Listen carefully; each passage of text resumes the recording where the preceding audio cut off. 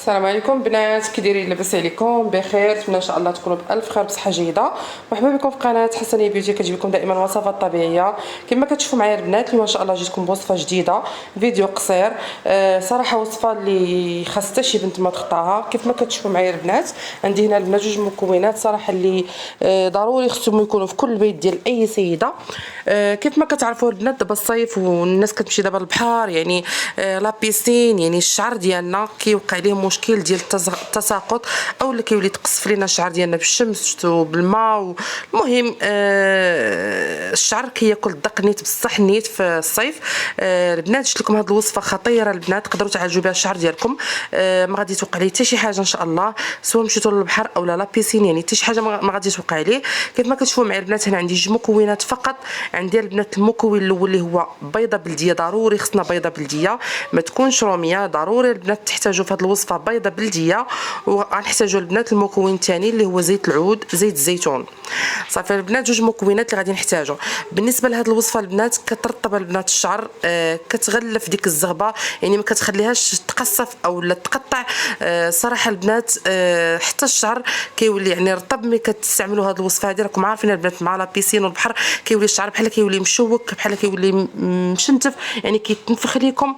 صراحه ما كيبقاش في حالته الطبيعيه كيف ما كيكون من قبل. المهم البنات، ما نكثرش عليكم بزاف. قبل ما نبداو ان شاء الله في الوصفه ديالنا، قلت لكم مكونات باش غندوزو ان شاء الله لطريقه الاستعمال وكيفاش غادي تقادوا هذه الوصفه هذه. اول حاجه، اللي تيشوف القناه اول مره يشترك فيها ويفعل الجرس باش ديما يبقى توصل بالجديد. وما تبخلوش عليا بلي لايك باللايك، وطبيعه الحال الكومونتيرات الزوينه ديالكم. واي واحد بغاني يشارك مع اي وصفه اكيد ان شاء الله يخلي لي كومونتير، اكيد ان شاء الله ما غاديش نبخل عليه بها الا كنت عارفه بطبيعه الحال. وما تنساوش تبارطاجيو الفيديو مع الناس والاحباب والاصدقاء ديالكم باش هكا تعمل فائده وكلشي يستافد من هذه الوصفه هذه ديال اليوم. صافي البنات، المهم غندوزو الوصفه ديالنا. كيف ما قلت لكم البنات، غادي نحتاجوا بيضه بلديه، وغنحتاجوا المكون الثاني اللي هو زيت الزيتون او زيت العود، يعني كل واحد شنو كيقول ليه. بالنسبه للبنات غادي نحتاجوا هنا البيضه بلديه كامله. غادي نحاولوا نجيبوا شي حاجه اللي غادي نفقسوا فيها هذه البيضه هذه. المهم انا البنات خديت هذا الطبيصيل هذا او الجبيبين، يعني صغيره اللي غادي نخلط فيها المكونات. البنات انا كنقول لكم في اي فيديو، الا كان عندكم الشعر ديالكم طويل تقدروا تضاعفوا المقادير، يعني تدوبلوا المقادير. صافي البنات، انا درت على حساب الشعر ديالي. نتوما الا كان شعركم قوي وكان شعركم طويل تقدروا ديروا جوج بيضات وديروا القياس اللي غندير انا يعني ديال الزيت، تقدروا ديروا نتوما الدوبل ديالو. المهم البنات، انا غنحط ديك البيضه هنا في هاد الزلافه. غادي نخويها البنات واحد 4 كاس ديال زيت العود كيف ما كتشوفوا معايا. وغادي نخلط البنات المكونات مزيان مزيان مزيان حتى يتجانسوا ليا. ضروري البنات داك البيضه كامله تخلط مع داك زيت الزيتون والبيض ديال البيض، يعني يتجانسوا المكونات كاملين البنات، ونخليهم تقريبا واحد 5 دقائق حتى يتجانسوا مع بعضياتهم كلهم.